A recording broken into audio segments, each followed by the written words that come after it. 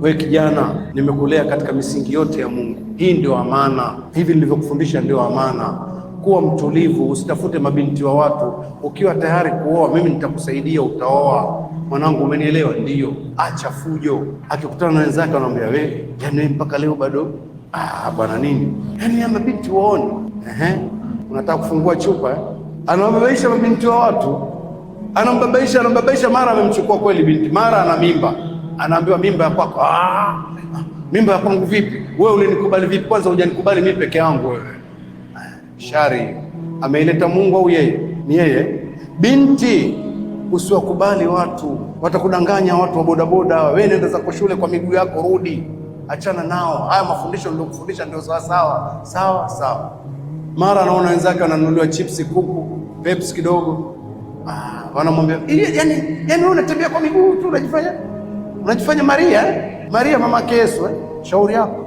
Wanamzingua, mara naye amekubali. Anafungua chupa. Akishafungua chupa, shari inatoka, mimba. Mwenye boda huyo amuoni tena. Mungu ndo ameleta shari au ni yeye ameleta shari? Shari ameleta yeye, sio Mungu. Mungu aliumba kwamba shari iko duniani. Wanaoleta shari ni watu. Dhahara alfasadu fil barri wal bahri bima kasabat aidi nnas. Sikiliza maneno mwisho. Uharibifu nchi kavu na baharini umepatikana kwa sababu ya yale ambayo mikono ya watu imefanya. Sikiliza mwisho. Liudhiqahum ba'dha alladhi amilu, ili Allah awaonjeshe baadhi tu ya yale walioyafanya. La'allahum yarji'un, huenda wakarudi wakatubu. Kwa hiyo wamepigwa konzi ili warudi watubu. Kwa hiyo pale ni adhabu au ni kupendwa?